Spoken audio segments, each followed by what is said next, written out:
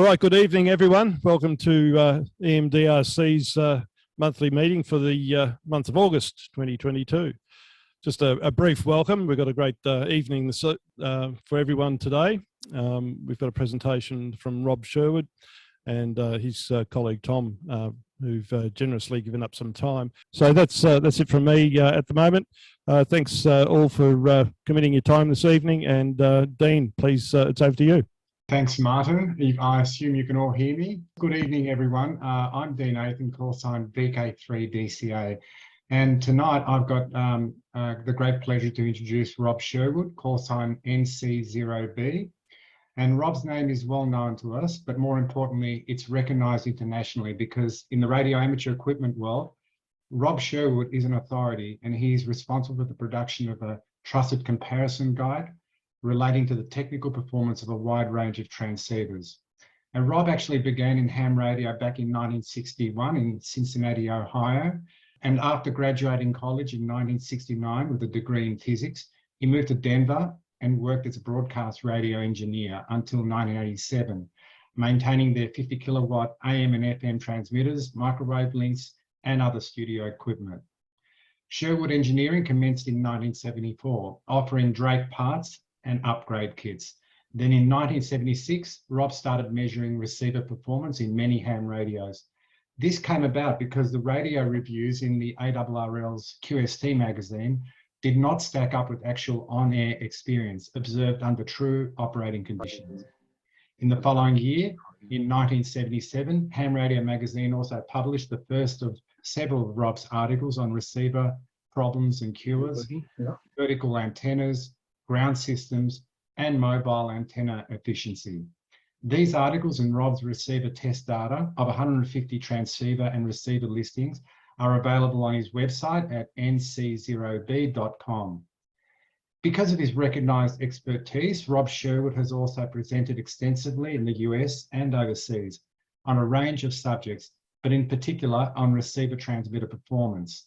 This includes presentations over many years at the Dayton Hamvention, the Drake Forum, the ARRL Hamcom, and Contest University 2002, which was his 15th annual presentation at this event. 15 years ago, Rob was fortunate to have the opportunity to build his dream contest station on 10 acres east of Fort Collins in Colorado. And this contest station has made it possible for him to evaluate top transceivers in major contests in a real-world environment to supplement his testing and measured performance data. The quite a rural setting has also allowed Rob to focus on his other interests in effective antenna design. His property consists of 6 towers which support 9 monoband HF Yagis, plus 6 meters, 2 meters, 70 centimeters, and wire antennas for 160, 80, 40, and 30 meters. On a personal note, I want to add that I came across Rob Sherwood on the internet as a new ham a few years ago, and it was clearly obvious to me that Rob's contribution to ham radio was not only significant, but also very important because his transceiver performance testing and reporting was independent and at arm's length with the major manufacturers in Japan, the US, and elsewhere. This reporting has resulted in continued and competitive pressure to improve transceiver design and performance. Through his effort over many years, Rob continues to give back to the ham radio community internationally. And so when I personally reached out to Rob a couple of years ago regarding mobile HF antenna design, he went out of his way to assist me. And so it's not surprising to me that Rob has now also kindly agreed to present to the EMDRC for our August meeting. So without further ado, I would like to hand over to Rob Sherwood as we welcome him in the usual way. Thanks, Rob. All right, so thank you very much for the opportunity. And I'm going to be talking about, as Dean said, the transceivers and receiver transmitter issues, but I want to say right off the bat, the best thing you can do, if you can, is improve your antenna. And I think directivity is really important and even more important than gain. So that little comment aside, we'll head on. So really the receivers are amazing today, but the transmitters may be the limit in a certain pileup or something like that. We're going to talk about that in detail. So 2 things I like to emphasize today: how to optimize operating your current rig. And net gain settings are important, and that deals with preamps or attenuators. And then towards the end of the presentation, I'll look at 3 of the rigs that come out in the last 2 years. And we're going to have laboratory measurements, which are of course on my website, but then on-air contesting evaluation, as was mentioned, has been really important to me in the last 15 years out at my other location. So we don't want to just focus on receiver performance.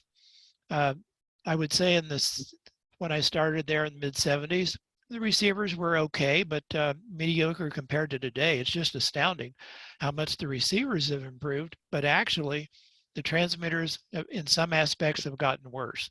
And so that's the reason that there is actually a new emphasis of the ARRL starting a new group that's going to look at clean signal initiative. And that's just the first meeting is going to be this month.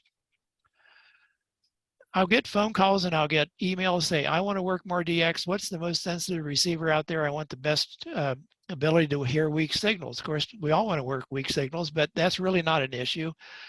Way back in 1975, QST and Ham Radio Magazine came up with new terms for the amateur world: sensitivity, noise floor, and dynamic range.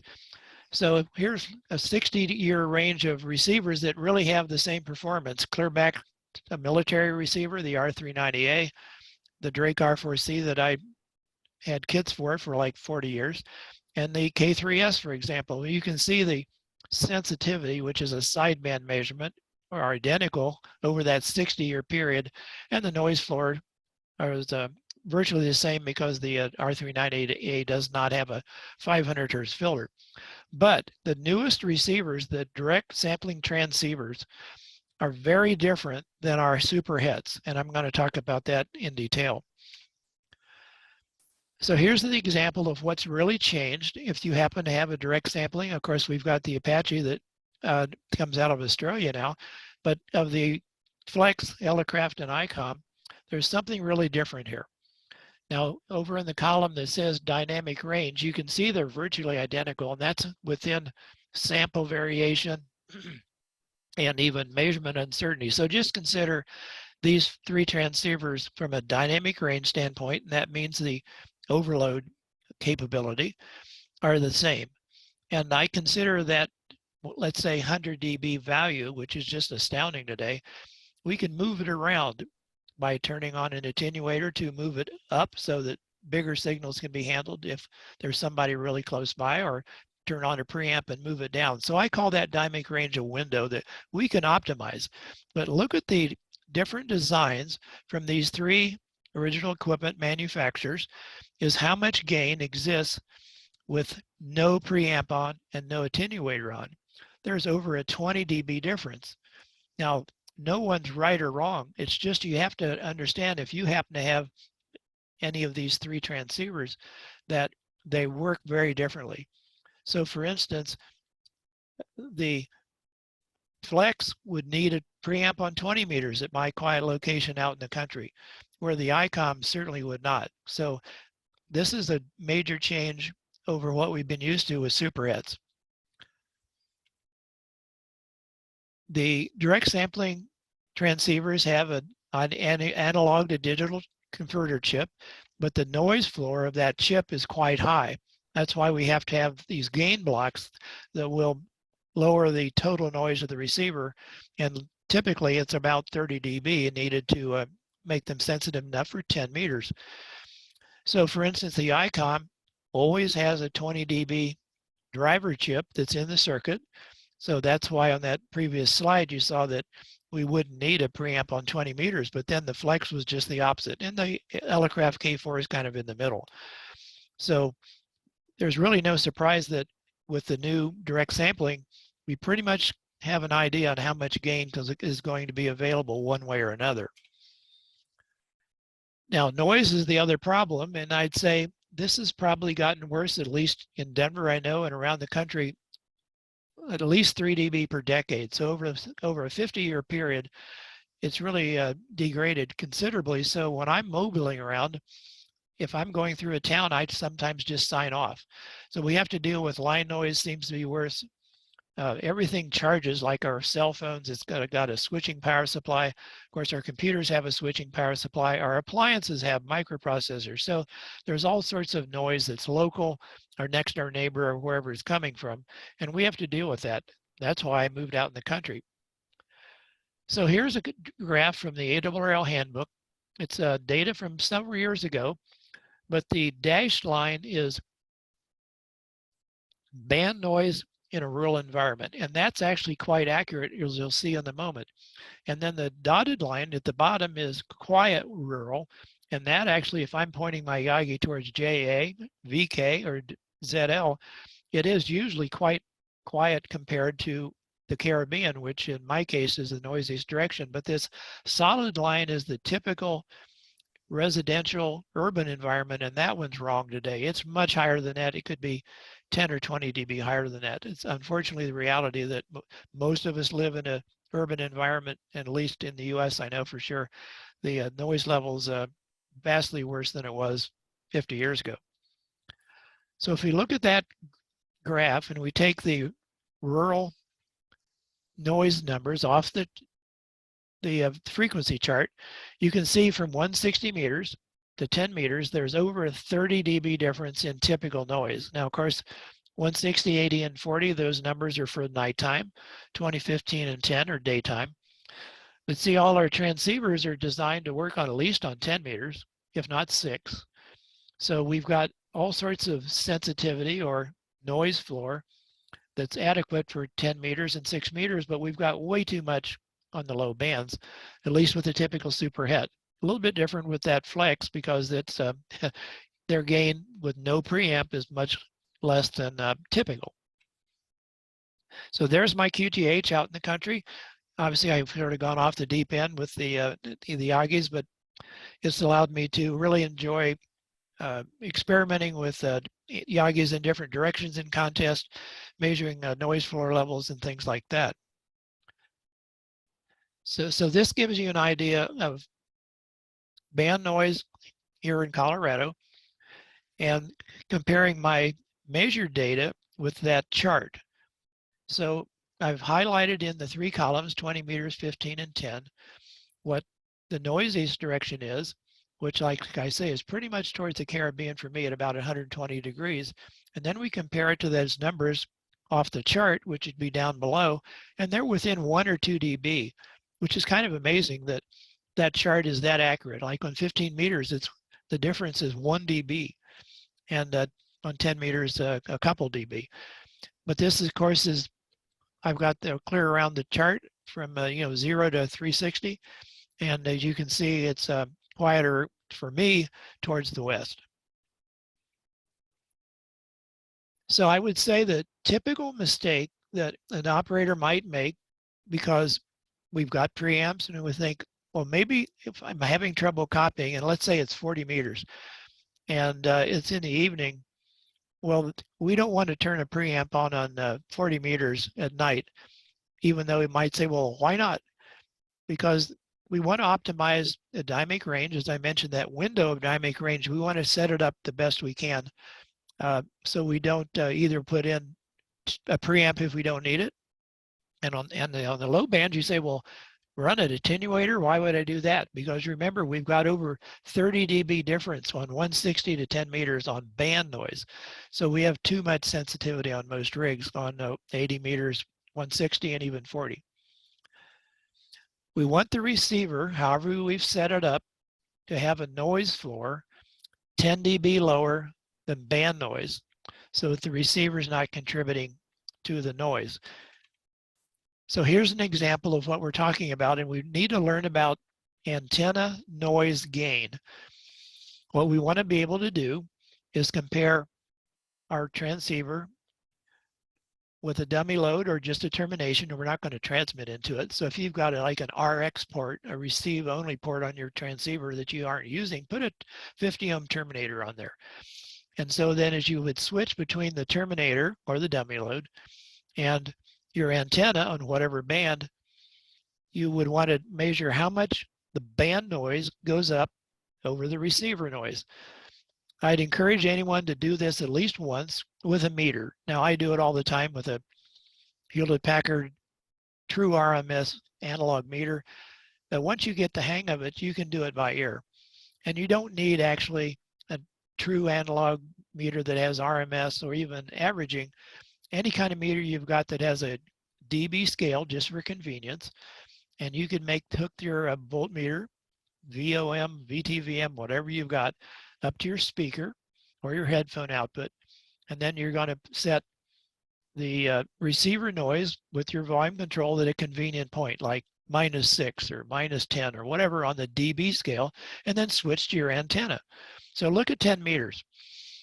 We go between the dummy load and the antenna, and it only went up 3 dB with no preamp. That means the receiver is contributing half the noise, and we certainly don't want that. But then if in this case, it was a Pro 3, if you switched on preamp 1, it was almost 10 dB, and that's perfectly adequate. The noise in the receiver compared to band noise is minimal. But then we go to 6 meters. Well, I haven't ever had a transceiver at my rural QTH that with no preamp, I could hardly ever hear the antenna connect when I'd go between the termination and the antenna. So preamp 1, again with this Pro 3, only went up about 4 to 5 dB. In that case, about a third of the noise is coming from the receiver. And again, we don't want that. But in that case, the second preamp were almost 10. So consider doing that. If you've got any kind of a meter sitting around that's got a dB scale, do it a couple of times so you get an idea, and then you can just do it by ear, as you can say, okay, everything's fine. It's a good way to keep track of your antennas too, because if your coax went bad, maybe it's got some water in it. It's not really showing up that much on SWR, but it might be affecting your antenna noise gain. This is the typical superhet transceiver as far as what's typical for noise floor with no preamp, so -127 dBm. And with the preamp, it's probably a 15 dB preamp in this case, and the noise floor improves about 11 dB in that case. But remember, on 40 meters at night, the band noise is about -100. And the noise floor of the transceiver here is -127 with no preamp. So we've got sensitivity or noise floor to burn. So you can run some attenuation on 40 meters at night. I typically run 6 and maybe even 12. So in the low bands, if you're in any type of a pile-up, difficult signal environment, you really want to optimize that window location by using an attenuator in the low bands where appropriate, or the preamp on the higher bands when appropriate. So I would say 18 dB on 160 is not a stretch, and I'll give an example of that later. The other thing that our gain adjustment, whether it's done with attenuators or RF gain or the AGC threshold adjustment on some of the radios, is how do we reduce operating fatigue if we're really in like a contest and we're on the air for hours, or there's a big de-expedition, and hopefully those will be in much more typical with COVID improving. So I like to set the AGC threshold about 6 dB above band noise. That way, every signal that I tune in or between signals, if I'm doing S&P, I'm going from signal to signal, and I don't want the band noise in between signals to be as loud as every signal I'm working. If I'm running, well, you're going to call CQ, and there's not going to be someone coming back every time. So you don't really want that band noise to be as loud as the rest of the signals you're going to work the rest of the evening. So that threshold on a flex, there's a slider that says AGCT, AGC threshold. You adjust that so that the band noise drops a noticeable amount. With the Apache, it's a horizontal line that you move up and down. And in my case, with my Icom, I just use the attenuator. You can use the RF gain. It's not calibrated, but whatever works for you. Is there a trade-off? Well, of course, everything's a trade-off. But there'll be some weak signals that are going to be below your AGC threshold that you've moved up. But you have to turn up the audio gain, the AF gain, like what, 2% of the time, I would say. So the trade-off of fatigue of hearing noise for 6 hours, 10 hours, or whatever you work a contest or trying to work a de-expedition, to me, it's a great trade-off. I'm not going to say you don't ever need a preamp on the low bands, because maybe you've got an RX antenna, you've got a loop, you've got a beverage, who knows what, a flag. So just keep in mind, common sense, with your low gain antennas, that's a different story. So dynamic range, well, that was also defined in 1975. We saw that sensitivity or noise floor is not really an issue. Virtually every radio today is going to be fine. But the dynamic range now has been vastly improved. Every brand now, you can buy a radio with like a 95 dB dynamic range. You don't necessarily have to buy the top of the line to get that. And 20 years ago, you couldn't buy a radio that had a 95 dB dynamic range. That dynamic range means, can I work really weak signals with all sorts of strong signals nearby? And that's what the term in generality means. So again, in 75, the magazines defined the dynamic range and the noise floor. And so dynamic range basically means at the point that the receiver is starting to generate its own distortion. So if the distortion product, in this case, the third order two-tone test, like you do with a transmitter, is going to just equal the noise floor, which would be that 3 dB peak, just like when I talked about 10 meters and antenna noise gain. That's where the term comes from. And it's also called spurious free dynamic range, because the spurious there is just equal to the noise floor up to the overload point. Now for years, particularly once the up conversion transceivers came out that had general coverage and digital readout and synthesizers, the synthesizers were not that great. And they really weren't that great until about 5 years ago or 6 years ago. So I was in a dispute with the league at one point because the way they were measuring equipment I thought was misleading.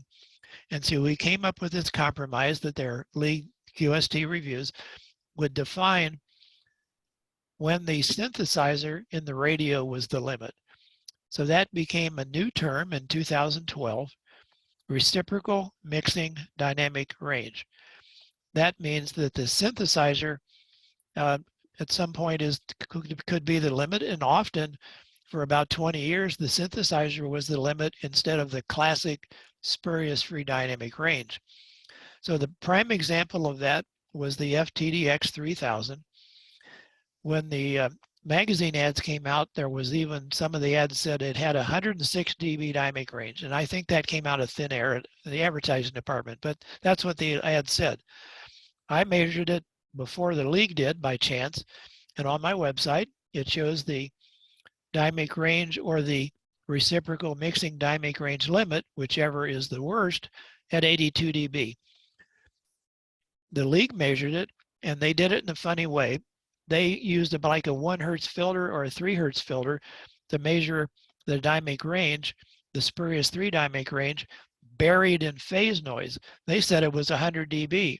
So that caused a stir because I said it was 82 and the league said it was 100. But if in the same review, if you read the fine print, they actually said that reciprocal mixing dynamic range, which had not been defined as a term at that point, was 82 dB. So we got the same number. And so that was really a problem for a while. With the latest equipment, not so much, but the synthesizers really were bad enough that that was a problem. So what is we talking about here? We don't listen to our synthesizer with a local oscillator. So I found this cute graphic on the web. So we're going to say, well, why is this reciprocal mixing an issue? And of course, it also affects the transmit signal. So this little bullet nose on the left says weak signal, and then we've got a strong signal nearby, and nearby can be within a few kilohertz, or it might be 100 kilohertz away. So what happens is if we have a noisy local oscillator or the clock in a direct sampling, which would be, you do have to really work hard to goof up that, but the local oscillator has noise on sidebands. Any oscillator has sidebands to some extent.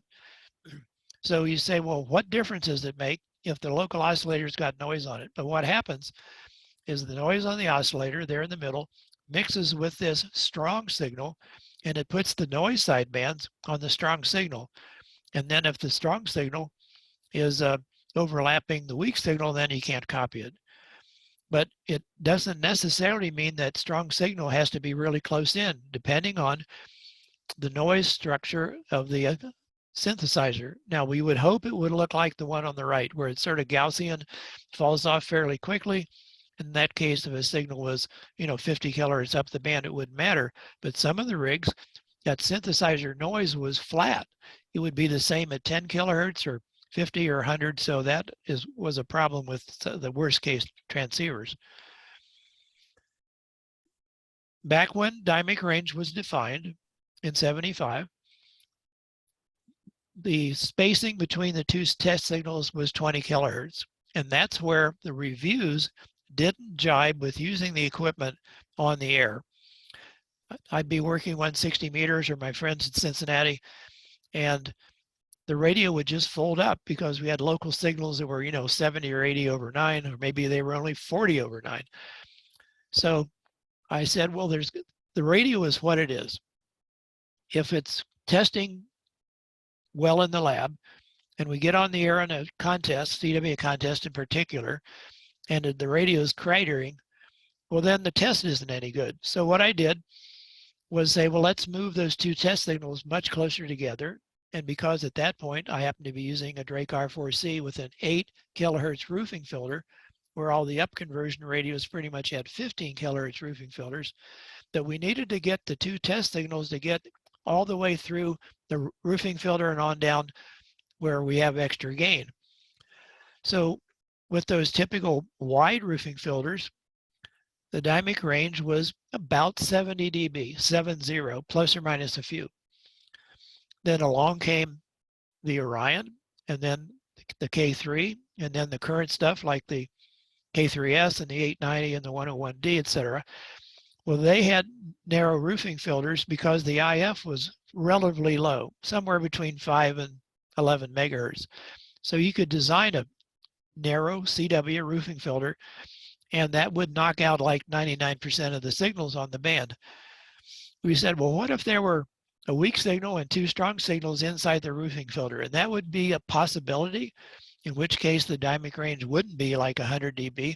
But in that case, the key clicks would probably be the limit, or maybe the transmit phase noise or something. So in practice, the transceivers that had the roofing filters, say starting with the Orion and then the K3, have made an enormous difference in the CW contest performance.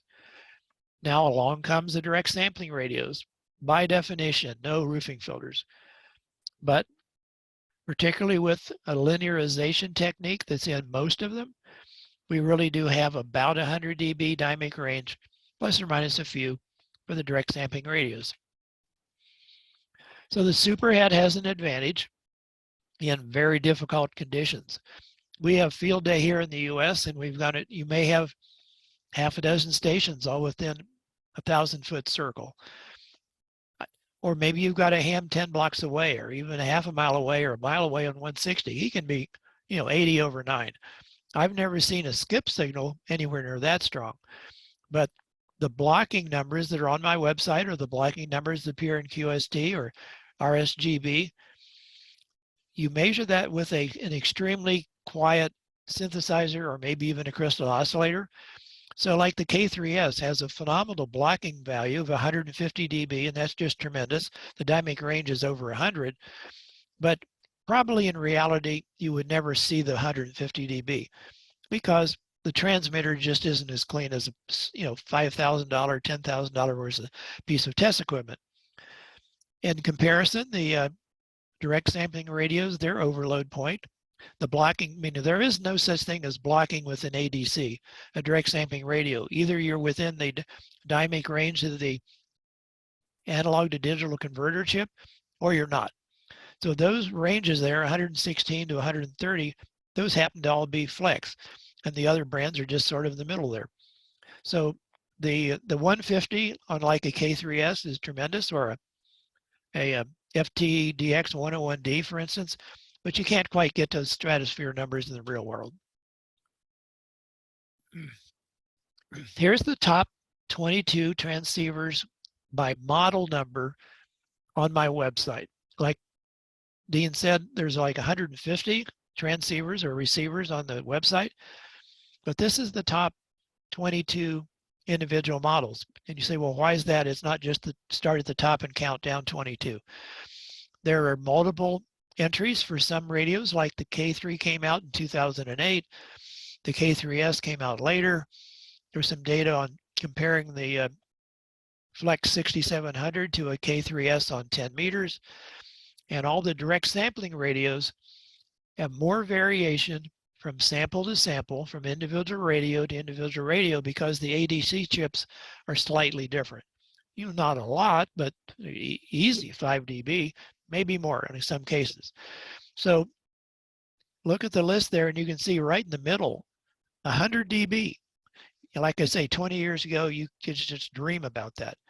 So we go all the way at the top with the Yaesu, down to the little Icom 705 that people are using on summits on the air, or parks on the air, or as an IF or a VHF rig, or just a plain QRP rig. So your choices there are amazing, and they all work quite well. The price ranges are all over the map, from $1,000 to $12,000 or $18,000 for the Hilberling.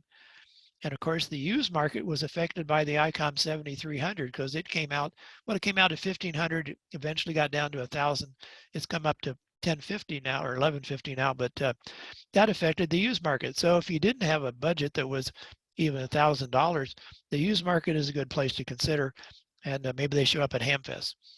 Of these 22 transceivers, I've run 17 of them out at that QTH you saw with all the towers. So I've really had a chance to use them in the major contests. One of my friends, he used to live in Denver, now is in New Mexico, N2IC. He has a pair of TS590s. Now they're about a $1,400 or $1,500 radio US. He runs SO2R. So you don't have to have $5,000 radios to be a top contester or DXer. Well, what are the possible concerns for our new direct sampling radios? Well, as I mentioned, field day would be a prime example, but hams that are line of sight. So that would be a case where a 70, 80, 90/9 signal could be a problem. The other thing is most of the direct sampling radios have a half octave front end LC filter, the 7300 or the 7610, for example. So they're looking at more than just the ham band, because it's a general coverage receiver. So for the Icom in this case, the front end on 20 meters covers 11 megahertz to 15 megahertz. And there's commercial stations in there that might be really strong, and maybe even worse in Europe than here in the US, and probably not a big deal in Australia. But some of the radios have a tracking pre-selector. In the case of the Yaesu or the Icom, they work differently. The Yaesu's sharper and tunes with a capacitor, and the Icom switches inductors and capacitors, so it's step tunes. But for instance, if you were on the low end of 40 meter CW, and let's say you're in Europe, and there's those multi-megawatt broadcast stations above 7.2 megahertz, well, the tracking pre-selector in the Icom will knock down those stations about 10 dB, and the Yaesu maybe even 20. So depending on what your RF environment is, you may use the pre-selector. I don't need it here in Colorado, but you might. I want to talk about the transmit bandwidth on CW. Now, if you just had a rock on the key, it's not going to cover more than a couple hundred hertz, but we're sending a signal report. Everybody's 599 on CW, right, in a contest. So the bandwidth of your CW signal depends on the rise time and the fall time. And I'll give you a scope shot in a moment. And also the shape of the keying waveform, whether it's a raised cosine or anything else that affects the key clicks. Unfortunately, some of the rigs have a menu that allows you to pick a terrible choice. You don't want 1 millisecond or 2 milliseconds. So like the Icom and the Kenwood, you can pick very poor choices. So if you have those radios, please go in and pick 6 milliseconds or 10 milliseconds. I mean, 6 milliseconds or 8 milliseconds as your rise time. The rise time is hard-coded in the Flex and is hard-coded in the Elecraft K4 and the K3. I think the Elecraft K4 is a little faster than I'd like. Yaesu used to have terrible key clicks. As a matter of fact, it was notorious for bad key clicks. Bob Allison, who's retired now from the league, but he convinced Yaesu to not even offer any rise time faster than 4 milliseconds. So this is good, and I wish the other OEMs would follow suit.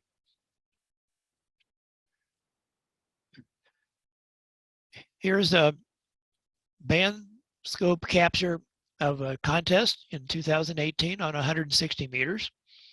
The ARRL 160 contest, as you can see, I took the picture just to say, well, look how busy the band was. 30 stations in a 10 kilohertz bandwidth. This happens to be an Icom 7610. Well, you can see the way I've set up the transceiver. In the upper middle, I've got the audio peak filter on, and I do the same thing on a higher band, 10 meter contest, which would have been the next weekend. And over in the left, there's my attenuator. And I have run 12 dB in this case, but I can give you an example of 1 year I was running a TS 990S and an Icom 7300. At the same time, there was nothing new that contest to evaluate on the air. Well, those are vastly different rigs, size, cost, the adjustable attenuator. So the 7300 could only pick 0 or 20. Now it does have an RF gain, but I kind of like to know how much my attenuation is. So I said, okay, I'm going to compare these two radios in a whole contest on 160. And so I had to make it fair. So the TS990 was set for 18 dB and the 7300 for 20. That was the first time I'd ever done that. And I loved it because the band noise was almost out of the picture. Now I had to turn the volume control up a little more often than if I'd run it at 12 dB attenuation. So that AGC threshold was higher than I'd done before. But since I was on the air like maybe 15 or 20 hours, this was just really nice to not have the ears get fried with band noise. But the other thing that I captured that I had no idea when I took the picture was you can see the difference in key click bandwidth. Over on the left, it says key clicks 5x. You can see that signal on the scope. It's quite wide. You can see it on the waterfall. Over on the right, where it says clean, that station is only like 3 dB weaker. So that's insignificant, but look how narrow it is on the band scope and on the waterfall. I mean, he never is wide on that waterfall. So that's the difference between having the proper rise time selection in your menu and the wrong one. And the other thing, as you can see on the left where it says key clicks 5x, we've got a little signal trying to peak up above his key clicks. And you can see it on the band scope, and you can see those little dots on the waterfall. So I would have trouble working that guy because the key clicks are going to be seriously interfering with him. So here's a lab measurement of key clicks. This happens to be a TS890S. Sending DITs at 30 words a minute. And by the way, the speed doesn't really affect this at all. But look at the rise time difference. This rig, you can adjust it from 1 millisecond to 6. But at 1 kilohertz offset, the key clicks are 25 dB worse if we pick the 1 millisecond option in the menu. So please be a good neighbor. You would hope you could work a weak signal 1 kilohertz away from a strong one, but look at that 25 dB difference. They shouldn't even offer it, and if they are going to offer it, it ought to flash on the screen. You just turn key clicks on, but I've never seen them do that. So what is the rise time? Okay, this is what it looks like on a scope. This is in the time domain. On the left, this happened to be a 10 tech. The range in adjustment in the menu was 3 to 10. 3 is still too fast. 10 is probably a little slow, but you can see this is what the key clicks come by because how fast do you go from no signal to, let's say, 100 watts? And how fast it ramps up, that affects the key clicks and also the shape. But most of them are shaped okay, but we don't really want to ramp up in 1 or 2 or 3 milliseconds at all, and I recommend 6 as a minimum. And if you've got 8, consider that, because often the real value is less than the menu. Let's talk about sideband now. What about how wide is our sideband signal? Well, actually, it's a lot wider than you'd think. Not necessarily the signal in the passband, but the splatter products. So this is the cleanest transmitter. It was a separate transmitter, a Collins 32S3 on 20 meters running 100 watts. And the way you measure this in the lab is you put a cursor on one of the 2 tones. You've probably seen a 2-tone test in your magazines. And then you put the other cursor on whichever odd order distortion product you want to measure. So the first one that's closest in is the 3rd order, 5th, 7th, 9th, etc. Well, in the digital readout, it says up there in the right-hand corner, minus 36.5 dB. And that's really the way it should be measured. But for some reason, at some point in the last 20 years, the advertisements and the league and RSGB decided, well, we like bigger numbers. So we're going to add 6 dB to this number. That means we're going to make the measurement versus PEP, peak envelope power, instead of the way that the commercial world measures things. It doesn't change the distortion at all. It just makes the number bigger. So if you like bigger numbers, add 6 dB to the 36.5 to 42.5. But the other thing to look at is how quickly do the distortion products fall away. In this case, we're looking at plus or minus 20 kilohertz, total of 40. And you can see, we can see 80 dB down. You aren't going to see that on the air. 80 dB down would be a heck of a signal to noise ratio, but get the idea. So plus or minus 10, this is really clean. This was my TS990S. It has a 50 volt PA. I would say in general, the 50 volt PAs are about a 5 or 6 dB cleaner in general than the 13 volt rigs. In this case, the 3rd order was only like 2.5 dB worse, but look, it doesn't fall off as quickly. Instead of being plus or minus 10 at minus 80, it's about plus or minus 18. Not bad, but we'd wish it was better. Well, here's a K3. Well, it's even worse. It's about 10 dB worse on 3rd order, but look at plus or minus 20, it hasn't even gotten down 80 dB. But really the point of this slide is to explain why we had all these up conversion rigs that had about a 70 dB dynamic range, 70, plus or minus a few. On sideband, we lived with it because the splatter products of a signal a few kilohertz away were much worse than the dynamic range of the rig. Let's say we had a 70 dB radio. This one shows a TS590S that's like better than 90, but here we are 4 kilohertz away from our 2-tone test, and the splatter products are down 45 dB. Now we don't transmit tones. We're saying CQ contest, so the S's splatter out. But let's say it was down 55 dB or even 60 dB. Well, if the dynamic range of the radio is 70, like for the Pro 3s, for example, I think it's about 73. Well, the splatter still dominated if the station was 3, 4, 5 kilohertz away, maybe even 10 kilohertz away. On CW, though, that's when the radios that had a dynamic range of about 70 just didn't cut it. But of course, we don't have really amp conversion radios anymore except for the $12,000 Icom. Everything's gone back to what we call down conversion or a low IF between like 5 megahertz and 11 megahertz. Here's what's possible with Class A. Yaesu had 3 rigs a while ago. They don't make them anymore that had the Class A feature.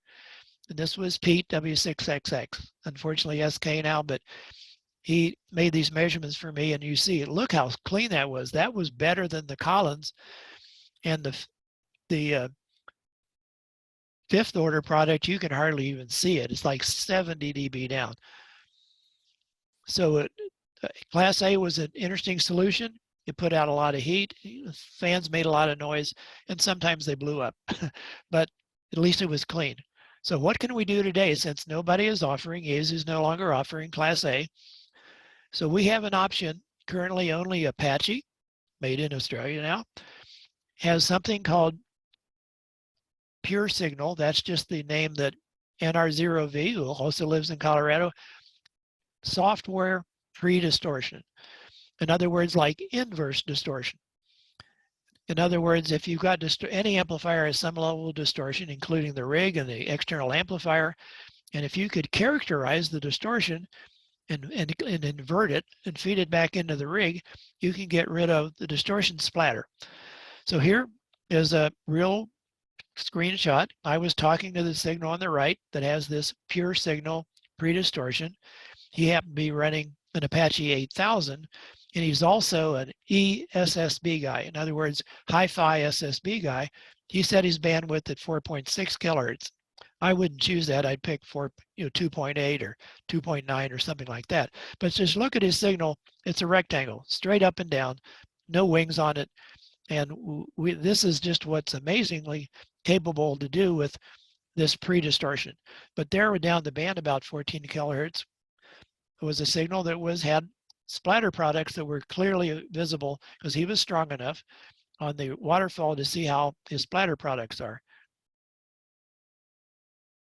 Here's another example. This one actually, Tom, W0IVJ, who's joined us today, he took this picture with his rig, and the person talking at the top of this waterfall was running an Apache 200, and he has very little wings on his signal. And then I was talking on my Kenwood. I'm a little bit stronger. There's more purple, but look at the wings from the splatter products. And then you could even see some drifting, just like a power supply or something making a little drifting signal there in the waterfall. Well, you can see it when the pre-distortion has no splatter products, but it disappears in my distortion products of my Kenwood. Unfortunately, right now, only Apache offers pre-distortion. Flex has talked about it for 10 years. It's in development. Elecraft says they'll have it someday, and let's hope so. So wouldn't it be nice if everybody's signal could look like the one that just is a rectangle? Another source of interference, we've got key click interference, we've got sideband splatter interference. We've got something that's not really talked about much called transmit composite noise. Now, we've talked about phase noise and that the synthesizers had bad phase noise until very recently, but we can also have amplitude noise.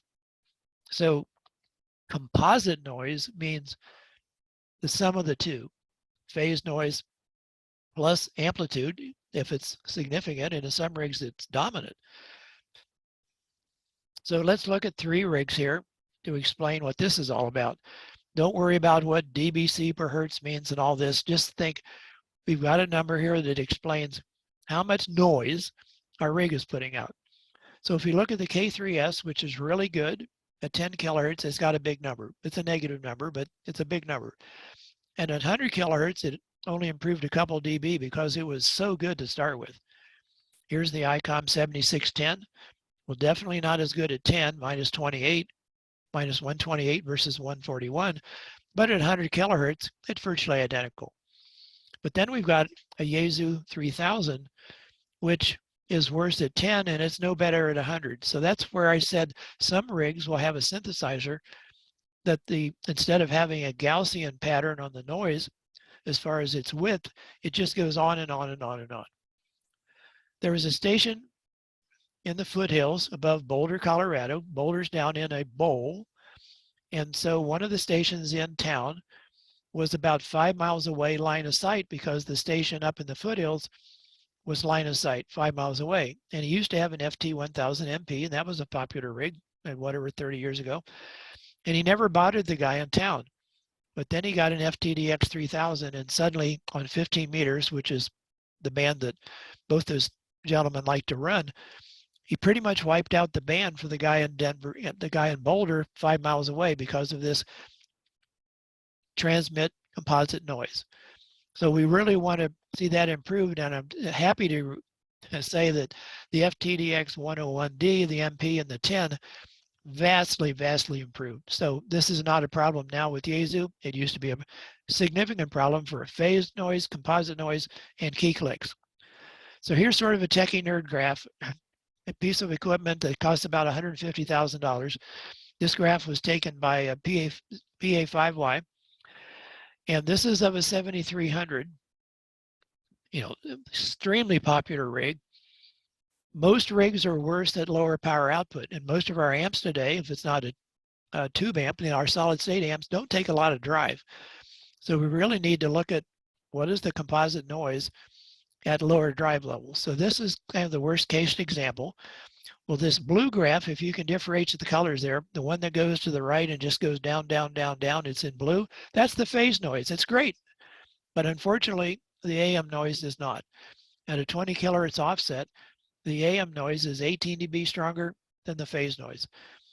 At the moment, the league cannot measure this, the composite noise or the AM noise. They can only measure phase noise. And that's something that's on their to-do list. You can measure this, though, with something way cheaper than $150,000. I have a Perseus receiver. You could also use an Apache or a Flex and make a similar measurement. No fancy graph. You'd have to do it, by hand. But you can make measurements on transmitters with a direct sampling receiver. Let's talk about, quote, linear amplifiers. Not so linear as we've gone solid state. As way back in the transceiver or the transmitter days, the tubes in that Collins 32S3 had 6146 tubes, negative feedback, really clean output. The league did a compendium of tube amps that they tested in up through 1997, and every one of them had third order IMD down 40 to 50 dB PEP. That's the feel good method, but we'll just use it. So 40 or 50 dB is darn good. But, solid state amps, you don't have to tune them. They follow you around the band to band, but they're not nearly as clean. So the QST review of the Elecraft KPA 1500 minus 30 dB PEP versus the better tube amps minus 40 or minus 50.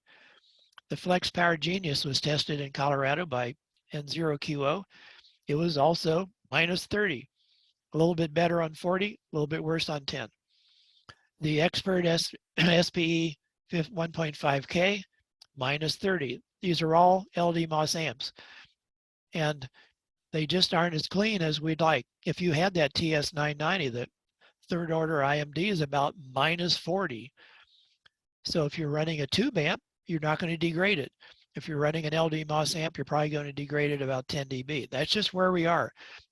But now this pre-distortion can include the linear amp. A lot of the new amps have an output, a sampling output, or you can add a sampler.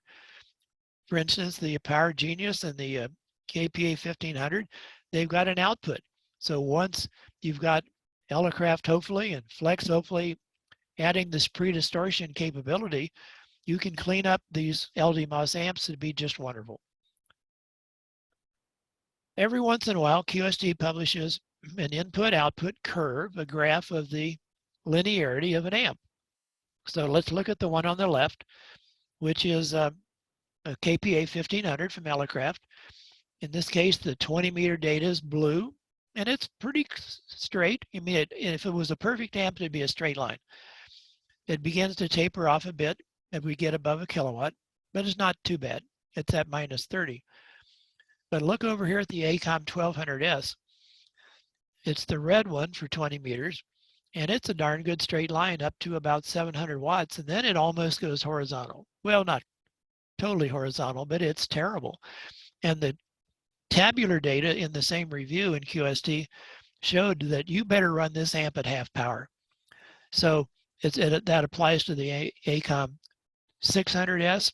I don't have any data on the 700S, but I'm going to guess it's probably similar. So this you need to know. Run your amp, these Icom solid state amps for CW, RIDI, FT8. You can run them at legal limit, or their maximum output a kilowatt, but please don't do this on sideband.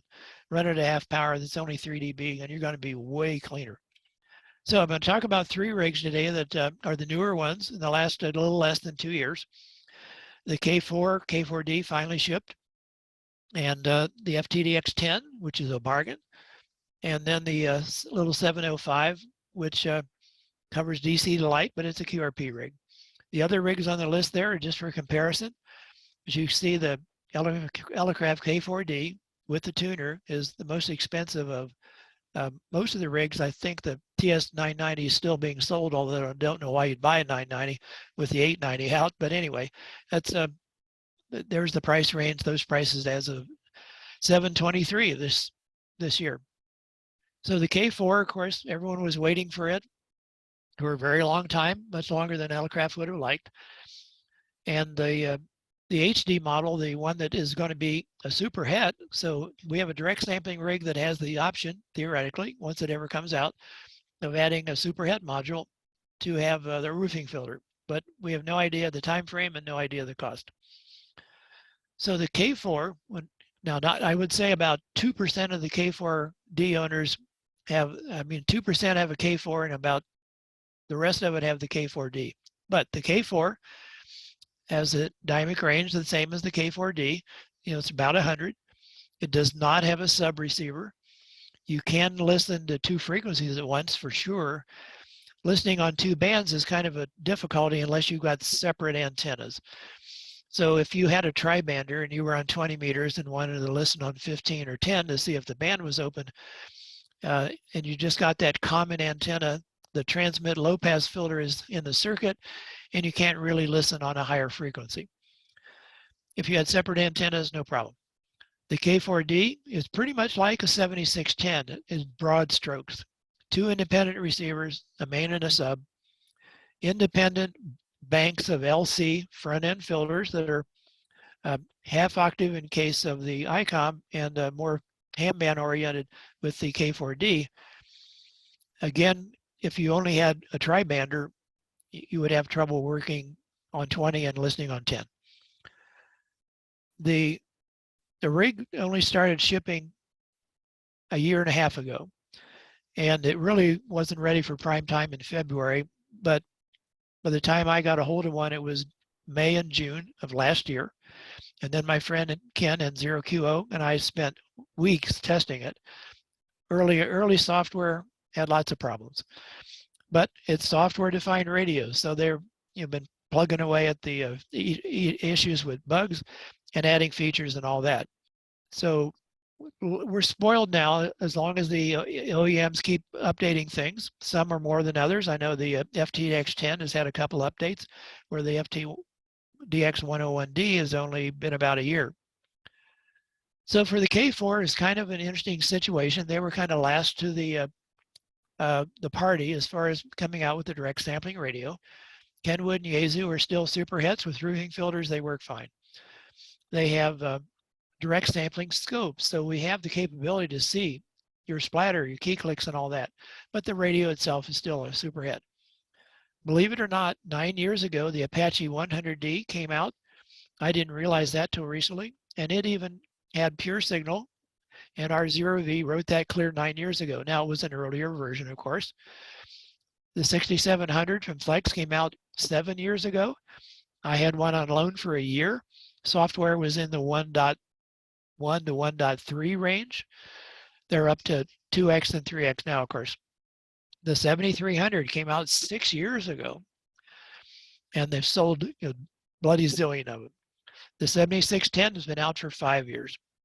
So the K4 is shipped only about 18 months.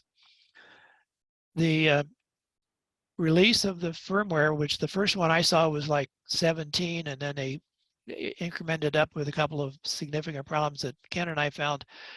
But the current release is R30. Now, actually, R30 beta came out Monday before the Dayton Hamvention.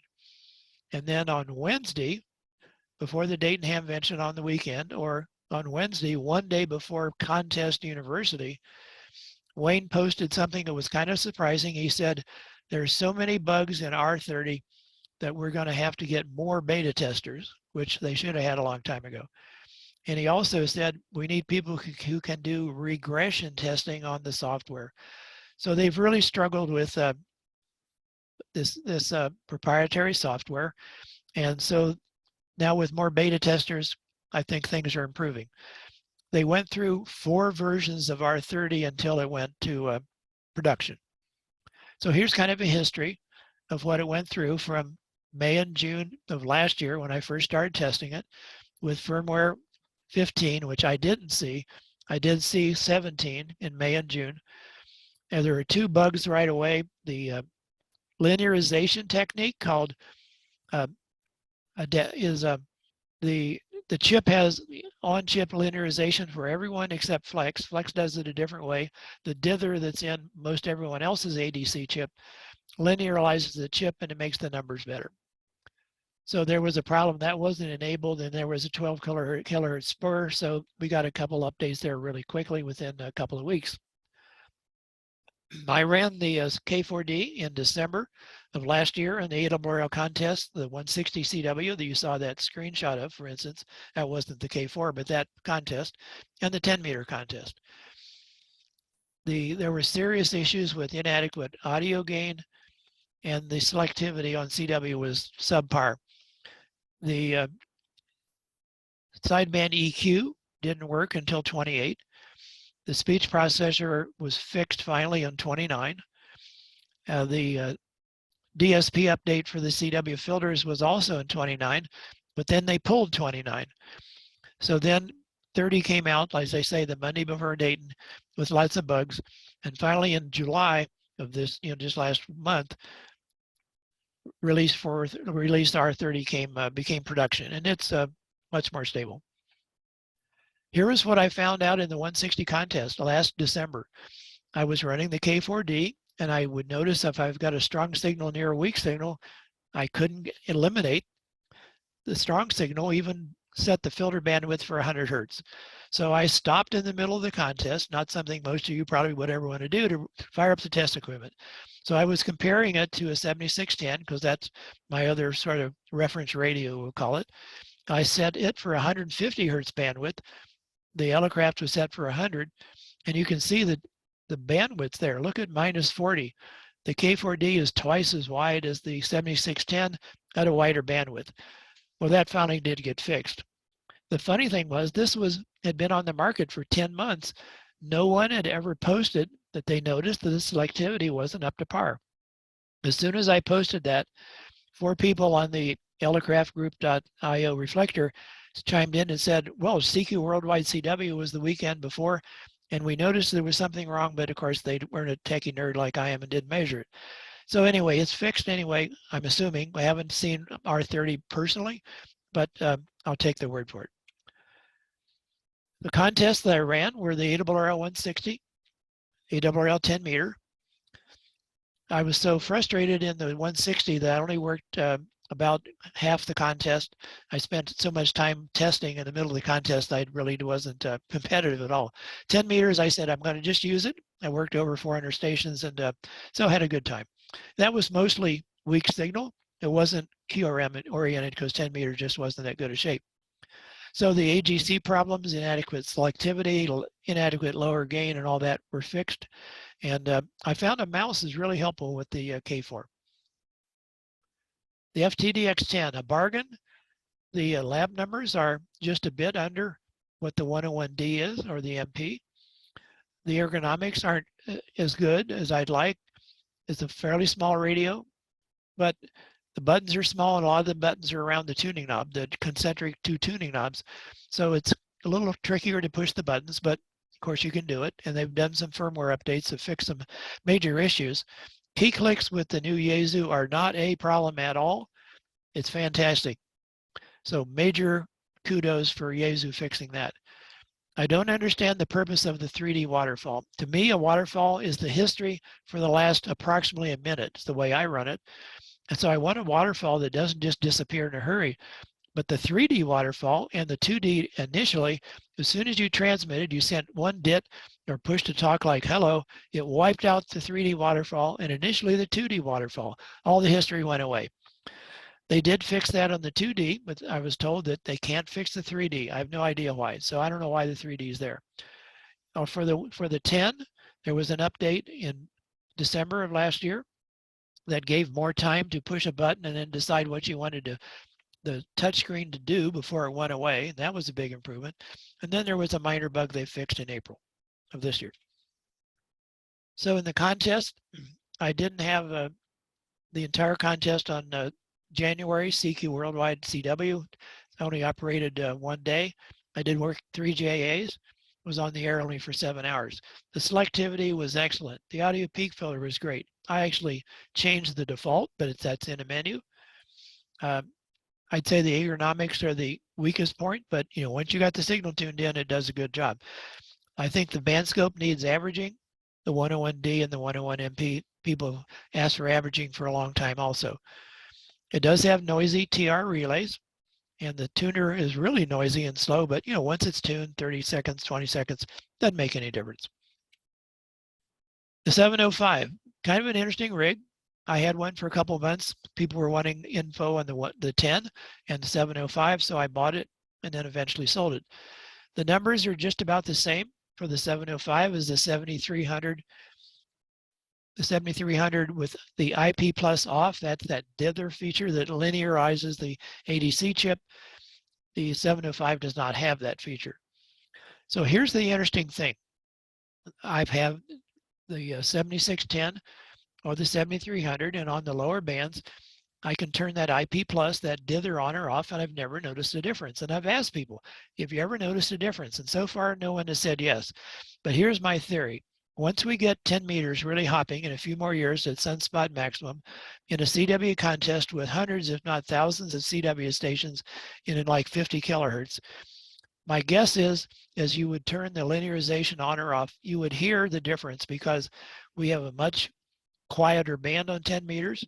There, the distortion products that are in every ADC chip are not going to be covered up by band noise. So that's my guess. We'll find out if that's true or not. The 705 has lots of VHF features I didn't get to use. The ergonomics are just great. It's almost like a 7300 exactly. If you have an Icom, you can run them all. The 7300, the 7610, the 9700 is their VHF UHF, and the 705.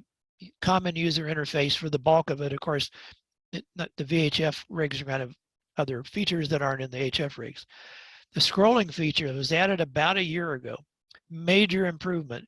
Up until that point, the waterfall in my TS890S was my absolute favorite rig for S&P operating.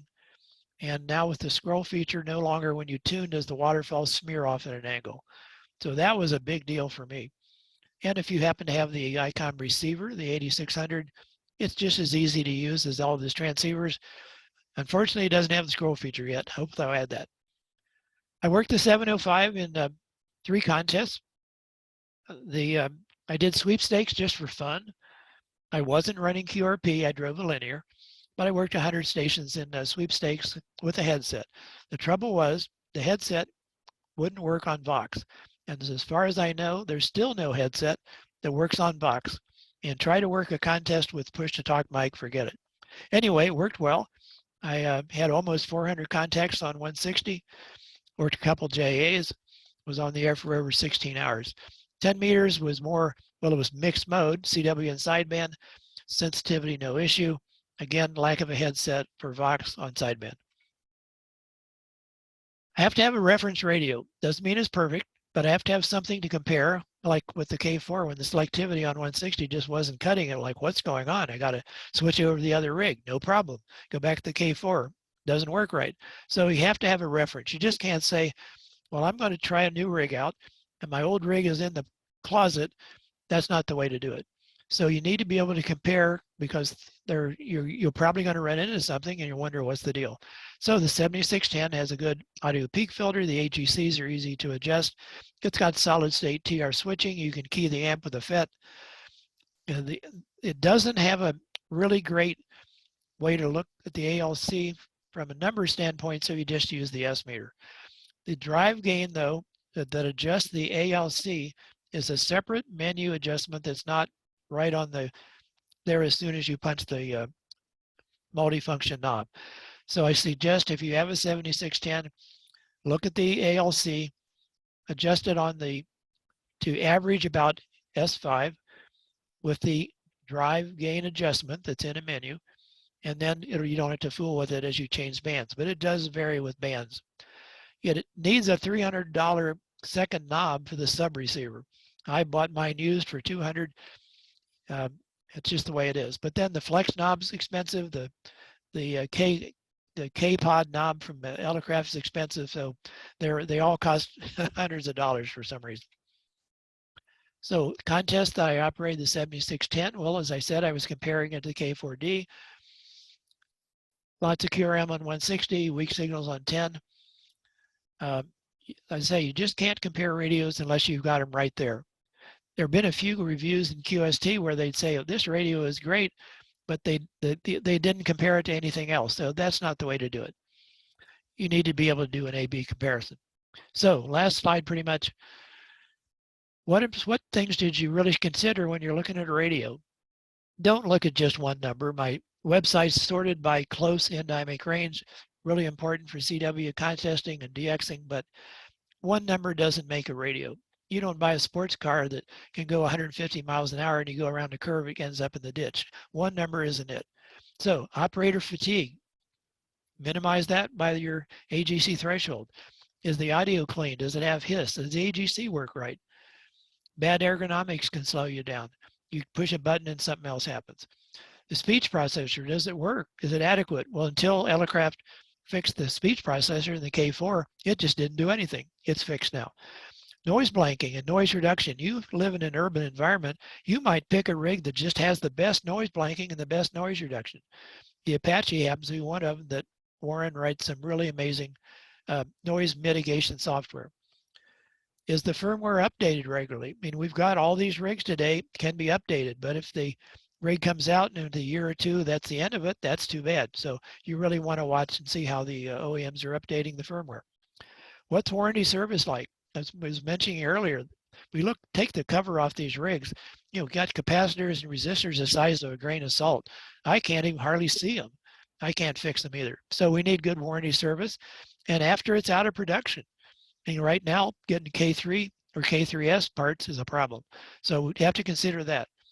So in the bottom line, I always say at the end of an operating, whether you're rag chewing, contesting, DXing, did you have fun? Was the radio fun to use, or was it a struggle? Yeah, if it's fun, great. If it's a struggle, try something else. There's a link, rob@nc0b.com, if something came in mind down the road. And I'll stop sharing here and turn it over to my host. Look, thanks to Dean for helping make this happen this evening, and particularly and predominantly to you, Rob, for again very generously giving your time to us over here in Australia. Much appreciated. I'm sure it's given a lot of us a lot to think about, and no doubt your website and the like will be getting a fair tickle over the coming days. So again, a hearty thank you, and much appreciated. Good on you. All right, 73, and thanks for the invitation. Bye-bye.